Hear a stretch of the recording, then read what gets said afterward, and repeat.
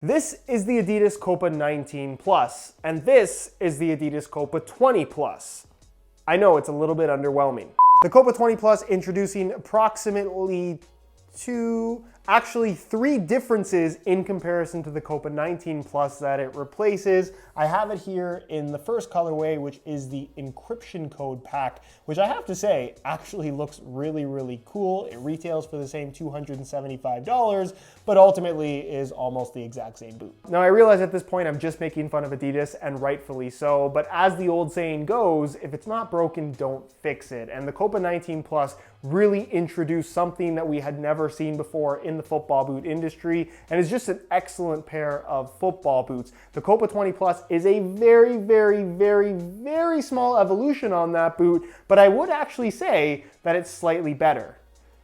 Very slightly. So what I want to do in this video is go over all the changes that they've made, cover everything there is to know about the Copa 20 Plus, including how they fit and feel on feet, and ultimately determine whether or not these are the right boots for you, and also if you should upgrade from the Copa 19 Plus to the 20 Plus if you already have the previous model. So if you want to learn more about them, please stick around, watch the entire video, and if you're interested in a pair of these for yourself, I'll leave a little pop-up on screen, or you can click the first link down below. That's going to take you to the review page on my website, where you'll find buy it now links with exclusive SR4U coupon codes to pick these up below their normal $275 retail price. Now they might not have changed the boots that much, but the box, it's also the same. Inside that box, as you'll find with a lot of the laceless boots from Adidas, they do include a shoehorn to help with putting them on. And they include a string bag that is also not new. It is the standard black mesh material, the Copa logo, and the Adidas branding there on the front, nothing on the back. It's a standard string bag, but it's nice that they do include it. It gets a rating of 11.3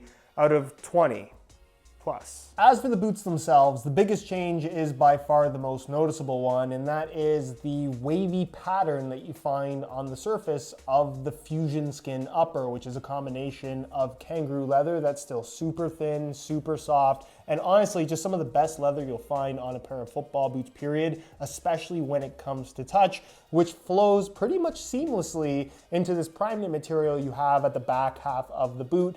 And it actually makes up most of the midfoot as well, despite being very difficult to see. Now this pattern, which kind of looks like a fingerprint, it also kind of looks like a weather mapping type of pattern.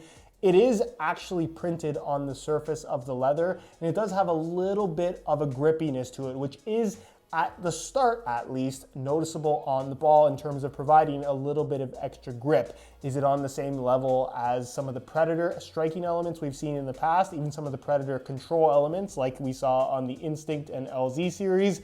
Absolutely not. It's something that after a couple of wears, once it's kind of roughed up a little bit, it really doesn't provide much in the way of extra grip at all, and ultimately ends up feeling pretty much exactly the same as the Copa 19 Plus. Another change that you'll find is also insignificant, and that is the Adidas stripes that are still positioned here on the medial side rather than on the lateral side, that are now actually plastic bonded to the surface rather than just kind of being painted on. I'm not sure why they made this change, but it is a change nonetheless. In all seriousness, the touch is spectacular, and I think a lot of people, when they hear Kangaroo leather football boot, they expect something to be a little bit bulky and a little bit more heavily padded. That is pretty much the exact opposite of how I would describe this boot. Yes, the leather is soft. Yes, it does have a padded feel to it. But once you put your foot in and the upper kind of stretches around your foot, a lot of that padding seems to be reduced, and you just end up with this very thin kind of second skin type feel, but still maintain the softness that you can only get from Kangaroo leather. And given the quality as good as it is on this particular boot, they just feel phenomenal. Also, the fact that this is a laceless boot, I think, plays a big part in how special it feels. Normally with laceless boots, it's almost kind of a little bit of an afterthought. This is the first one where it really does feel like it was designed as a laceless boot first, and that to me is a very noticeable aspect of the experience. Now, something that is a little bit deceptive here is that because of how good the Fusion Skin is, you don't really see the transition point between prime knit and Kangaroo leather, but it's right here. I'm going to point it out for you. So basically along the seam, you can kind of see the stitching as the light kind of hits the boot differently. But from there down, it's Kangaroo leather. From there up, it's a combination of fuse as well as prime knit material. So the laceless system itself There's no internal structure other than just what's here on the upper. Yeah, there's an internal liner that's adding a little bit of, I guess, rigidity, but for the most part, all of your lockdown is right here in this part of the foot, which means that there definitely is some sloppiness through the forefoot and toe box area, but that's to be expected with pretty much any laceless boot. I would say that from a lockdown perspective, it's certainly not as good as almost any boot with laces, but it's above average for a pair of laceless boots, and the overall shape that they've come up with here just seems to work quite well. There's also plenty of reinforcement through the midfoot, given the fact that it isn't actually made out of leather, despite looking a lot like leather. So depending on how well they fit you, that's going to basically change the amount of lockdown that you get. It's going to vary from person to person. Running towards the heel area of the boot, you will find that it does have a low cut construction, but it's kind of unusual in that it has this straight cut to the prime knit elasticated opening, which is pretty much just an extension piece. It's not really what I would consider to be a collar. It certainly doesn't feel like one. They've also maintained a little bit of extra padding on either side of basically the ankle area to maintain a similar kind of feel as the rest of the upper, also adding a little bit of extra protection. Not a big thing, but something that they have incorporated, which brings us to the third and final change on this particular boot, which is right here. That little kind of ribbon-like, almost pull tab is different from the Copa 19 Plus in that on the previous generation, you have this fused material running up the back. That actually continued on this area of the foot and then ran onto the inner side of the liner, which meant that you kind of had this rubbery, kind of harder plastic material at the very back of the heel that could lead to some rubbing and chafing and potential blistering on the back of your Achilles tendon. By replacing that strip of fuse with this ribbon and maintaining the elasticated feel of the prime knit, that just makes for a lot more forgiveness at this upper area of the collar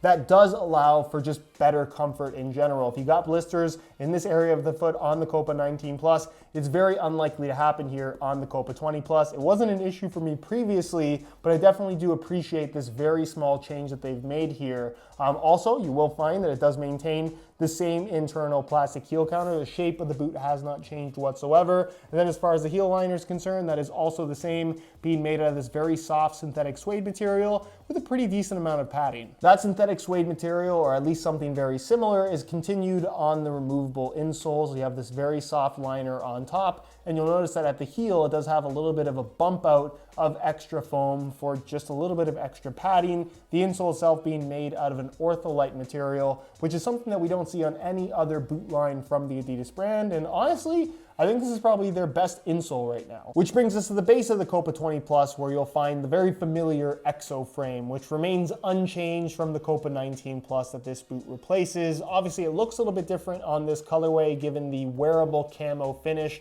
that you have here on the Encryption Code pack, which I have to admit does look quite cool. But the feel of the sole plate and the EXO frame, I would say, is just kind of unspectacular. It's the one aspect of this boot that I've just never been a big fan of. I think that if they put the speed frame from the X line with the Copa 20 Plus or Copa 19 Plus upper, the boot would be incredible. It's the one thing that I think just needs to be redesigned. Unfortunately, it hasn't. And then as far as the FG-AG stud pattern is concerned, it's the same layout you'll find across the entire Adidas brand, but pretty much as boring as it gets. It's not to say that this doesn't get the job done, because from a traction standpoint, it definitely works. It's not overly aggressive. It's really unspectacular in every possible way. I just think that they could do a lot more with this outsole, and unfortunately they haven't. Which brings us to the weight, which unsurprisingly is pretty much the same. In a size 9.5 US, the Copa 20 Plus weighs in at 8.65 ounces, the equivalent of 245 grams, which is roughly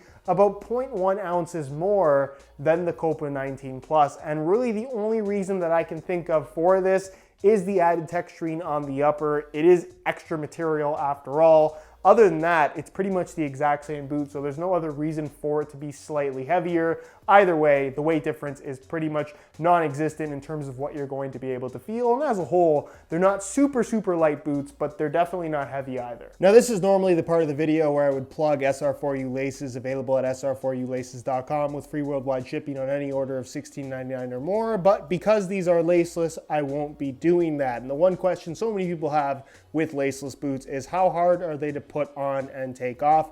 And in the case of the Copa 20 Plus, it's honestly not too bad. I would say it's more a little bit annoying than anything, especially if it's cold and wet outside. But for the most part, I like to use both hands. You can also use the shoehorn that they do include inside the box. I find that to be a little bit unnecessary. I kind of get the front part of my foot in with the boot sideways. Then I kind of turn it over, use my back thumb as a shoehorn, and then kind of just push my foot in very slowly. And then from there, just adjust it around the edges of the collar or the opening of the boot. And from there, that's pretty much it. On feet, the Copa 20 Plus definitely has a unique feel. And one of the comparisons that people always want me to make is what compares most closely from Adidas to the Nike Mercurial, because I think that that's the industry standard as far as tight-fitting football boots go. And maybe it's a little bit of a weird comparison, but to me, this is actually the closest thing from Adidas that compares to the Mercurial in terms of how the boot wraps your foot. It has this very form-fitting shape to it that's unique in regards to the fact that it is made out of kangaroo leather that's super soft, super flexible, and just gives it a very natural sensation. Now, of course, these are also laceless boots, which means that the fit is something that's really going to vary drastically from person to person based on how they fit you specifically. These actually fit me quite nicely, but I can't say that 100% they'll fit you really nicely because the shape of your foot totally matters in regards to the laceless system because there is no adjustability. Once you put them on, that's how they're gonna fit no matter what. What I will say is that with this laceless system, given that it is just a thin knitted material, through basically half of the structure, there definitely is some stretch to it when you bend your foot, and it kind of does feel like my heel wants to lift, but ultimately it is still fairly secure. Just don't expect a super locked in responsive sensation from these boots, or really any laceless boots for that matter, but as long as you're kind of expecting that, I don't think you're gonna have any problems with the fit. As far as width is concerned, they're snug through the midfoot where the boots aren't actually made out of leather, but obviously the leather area through the forefoot and toe box, it will stretch. It's not quite as tight, but still feels nice and secure on feet. In general, as long as you don't have super wide feet, I think most people will be able to get these on. Whether or not they fit you properly is something you kind of have to try for yourself. And as far as sizing is concerned, I'm wearing these in my usual size 9.5 US. And the fit and the length is perfect. So if you're looking to order a pair for yourself, I would strongly recommend going true to size in order to achieve the best possible fit. So in conclusion, because I thought the Copa 19 Plus was great, I also think the Copa 20 Plus is great because they're the same. It's nice to get new models more frequently, but in the case of the Copa 20 Plus, it's more so of a very slight modification rather than a brand new model as the name would suggest. I will admit that this colorway and this new pattern does look really, really cool, but does it ultimately make for an improved variation of what we had from the Copa 19 Plus? Not really. I appreciate the small tweak to the heel. The texturing, I guess you could argue, changes the feel ever so slightly. But other than that, if you have the Copa 19 Plus and you're happy with them and there's nothing wrong with them, I don't really see much reason to upgrade to the Copa 20 Plus. However, if you're just on the market for a pair of really unique, incredible feeling football boots, I definitely can recommend the Copa 20 Plus. Everything the 19 Plus did great, this does just as well. The touch is spectacular for a laceless boot, something that I'm not a huge fan of. I genuinely like these. I still think that the sole plate and stud pattern needs some improvement, but as an overall package, it is a really interesting and ultimately very high quality pair of football boots. Anyways, guys, that's it for my review. Hopefully you enjoyed the video. If you did, be sure to support it with a like. Again, if you're interested in a pair of these for yourself, you can click the first link down below. That's going to take you to the review page on my website, where you'll be able to pick these up below their normal $275 retail price. If you have any questions, as always, leave them down below in the comments, and I'll do my best to get an answer out to you as soon as I possibly can. If you're not subscribed already, make sure you hit that subscribe button along with the little bell notification so you get notified when the next new video goes live. You can find all my social media information linked down below in the description as well. Other than that, guys, thank you so much for watching, and we'll see you in the next one.